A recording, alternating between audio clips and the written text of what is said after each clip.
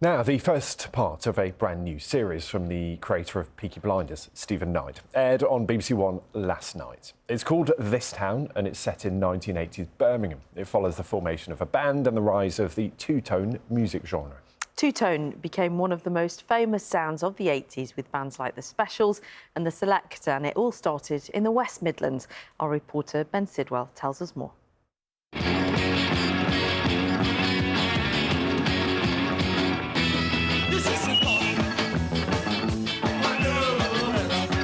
I don't think we were a political party, we were a pop group, but we had this political message.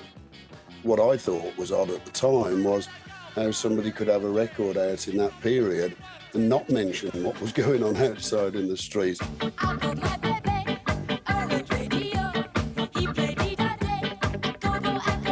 I've always felt very, very strongly that the two-tone movement was bigger than all of us. That's why it survived. It was that moment in time, at the time nobody saw, but it was unique. Coventry, 1979, a backdrop of rising unemployment, social unrest and racial tension that gave birth to a genre of music that seemed to sum up the feel of the city and the country. Two-tone. It was the only reason I wanted to write songs, was the enormities that were going on. We were only singing about what was being talked about in every pub and at every bus stop. It wasn't just about the music, but that was the backdrop to our lives. So whatever you're bringing to the stage, you're bringing part of your life too, part of your thinking, part of your way of interpreting the world at that time.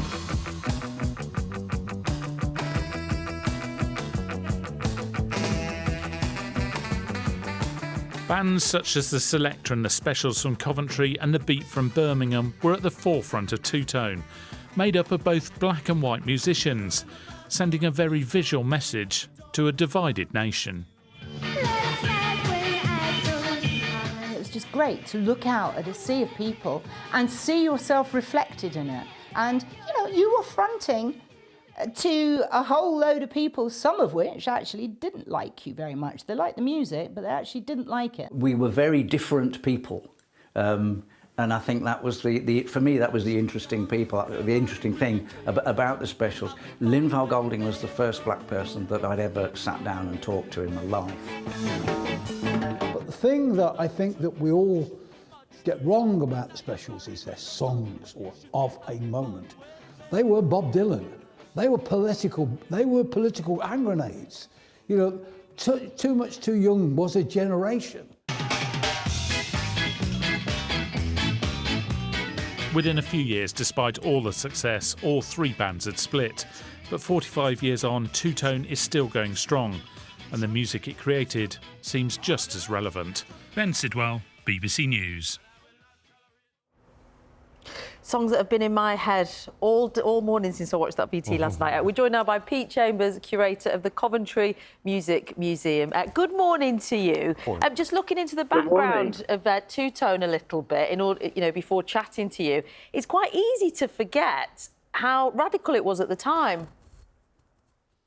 Absolutely. I mean, it was very, very powerful. In Coventry, two-tone's always been in the blood. You know, it was such a movement that changed everything. I mean, it changed everything for me. I was in my 20s and suddenly there was this fantastic music coming out of my city. And as a music fan, and that was just really, really something sort of wonderful. Were you aware at the time that this was something special? I think at first, you know, when that first single came out, Gangsters, we were all very proud, of course, but we didn't realise exactly where it was going to go. Of course, just about everything they put out on two-tone was a hit. And, of course, it just kept getting better and better, you know. And then, as I say, for a Coventry boy, that was just wonderful. And, you know, it was, for a while, Coventry was like the epicentre of the music industry for about 3 years, which is an incredible thing to say, but that's the way it was. And what was it about Coventry and Birmingham that made it the place that this music would come from? And, you know, as we said, dramatised in the new TV show, but it really did, as you said, put Coventry on the map, on the music map. Well, I think I always look at it as the Big Bang. We were right in the centre of the country, the West Midlands, and we were soaking up all these ideas from everywhere else. And of course, along came the guy that created it all, Jerry Dammers. I mean, he was the man that galvanised the whole movement. If it wasn't for Jerry Dammers, but he had an idea of what he wanted to do. I mean, first of all, he wanted to meld the idea of reggae with the power of punk. Of course, that never really worked until they sped the whole thing up to ska and punk. And of course, hey presto, the rest is history. They created this great genre, subdivision of reggae. And that was the start of it all, of course, once that happened. But I think it was Jerry Dammers, he was the man. We were talking about this recently. I mean, he's tried to get into Leeds University. That was his first choice at the time. He ended up in Coventry, of course. But we always wonder, could it have happened in Leeds? Excuse me, would that have been the same? Who knows? But it certainly happened in Coventry. But it was as much about him driving it and those genres coming together, but also what was happening socially and politically in Coventry at that time. I mean, we look at that footage of the Special Selector, for example. We take for granted that you would see a black singer and a white singer together, and that was new then. It was. I mean, you had I think it was the Equals and a couple of other bands, but really it wasn't done, And then suddenly there was this multicultural band. Of course, we didn't know what multicultural was back in the day. We never really used that phrase, but they certainly were, and they were singing these multicultural lyrics.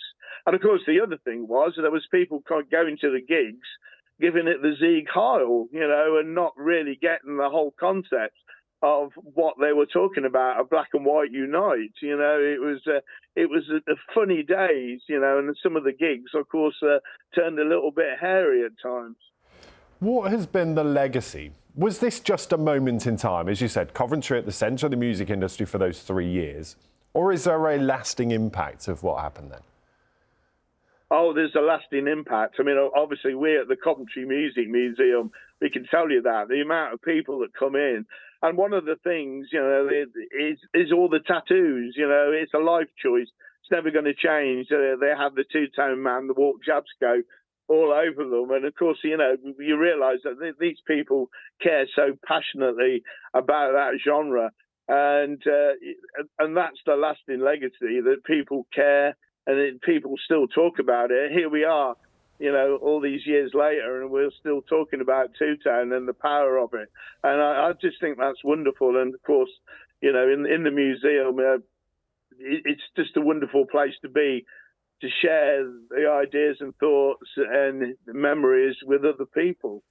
Thank you, Pete. And next time I'm in Coventry, I will be sure to drop in. The museum sounds fascinating. And may I say, I love your shirt. I've just clocked the vinyl records and the musical notes. Fantastic. Thank you.